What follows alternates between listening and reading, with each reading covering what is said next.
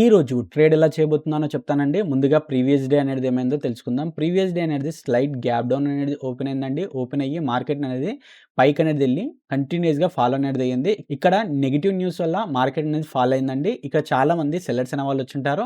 ఈ సెల్లర్స్‌ని అందరిని తినడానికే మార్కెట్ అనేది పైకనేది ఎళ్ళింది. కాబట్టి ఇక్కడున్న సెల్లర్స్ అనే వాళ్ళు ఎళ్ళిపోయి ఉంటారు. అలాగే 30 మినిట్స్ టైమ్ ఫ్రేమ్‌లో ఇక్కడ ఒక విక్ అనేది ఫార్మ్ అయిందండి. పైన ఒక విక్ అనేది ఫార్మ్ అయింది. ఇక్కడ బయర్స్ అనే వాళ్ళు ఉంటారు. అలాగే ఇక్కడ సెల్లర్స్ అనే వాళ్ళు ఉంటారు. లాస్ట్ మొమెంట్‌లో ఇక్కడ సెల్లింగ్ అనేది జరిగింది. కాబట్టి ఒకవేళ ఫ్లాట్ ఓపెన్ అయితే మనము యాస్ పర్ ప్రైస్ యాక్షన్ బట్టి ఎంట్రీ అనేది ప్లాన్ అనేది చేయాలి. ఎందుకంటే ఇక్కడ బయర్స్ స్టాప్ లాసెస్ ఉన్నాయి. పైన సెల్లర్స్ స్టాప్ లాసెస్ ఉన్నాయి కాబట్టి.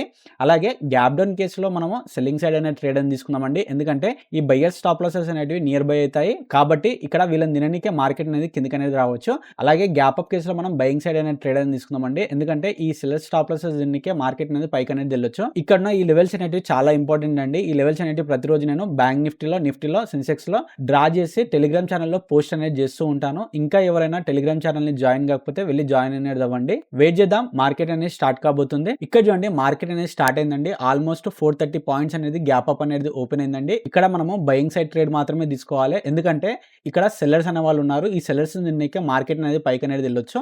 వెయిట్ చేద్దాం, వెయిట్ చేసి ఒక మంచి సెటప్ చూసి ఎంట్రీ అనేది ప్లాన్ అనేది చేద్దాము.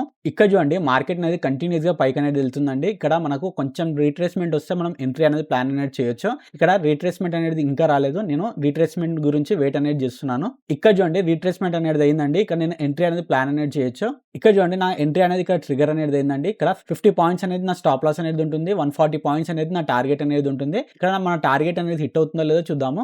ఇక్కడ చూడండి నా టార్గెట్ అనేది హిట్ అయిందండి. ఇక్కడ మన లాజిక్ ఏంటంటే ఇక్కడ మన 30 మినిట్స్ టైం ఫ్రేమ్ లో చూస్తే మీరు ఇక్కడ చూడండి ఓన్లీ ఇక్కడ న్యూస్ ఇంపాక్ట్ వల్ల సెల్లర్స్ అనే వాళ్ళు చాలా మంది వచ్చుంటారు. అలాగే మార్కెట్ ఇంకా డౌన్ ట్రెండ్ లో ఉంది కాబట్టి ఇక్కడ విధంగా చాలా మంది సెల్లర్స్ అనే వాళ్ళు బీటీఎస్ టికెట్ తీసుకుపోయి ఉంటారు. అలాగే ఇక్కడ ఒక విక్ అనేది ఫామ్ అయింది. ఇక్కడ విక్ ఫామ్ అయితే స్ట్రాంగ్ సెల్లింగ్ ఉన్నట్టు. కాబట్టి ఈ సెల్లర్స్ నిన్నకే మార్కెట్ అనేది పైకి అనేది వెళ్ళింది. ఇక్కడ మనము ఒక చిన్న రిట్రేస్మెంట్ మీద ఎంట్రీ అనేది ప్లాన్ అనేది చేసాము. ఇక్కడ మన టార్గెట్ అనేది హిట్ అయింది. ఇలాంటి చార్ట్ ట్రేడింగ్ కాన్సెప్ట్ గురించి లైక్ చేసి సబ్స్క్రైబ్ చేయండి.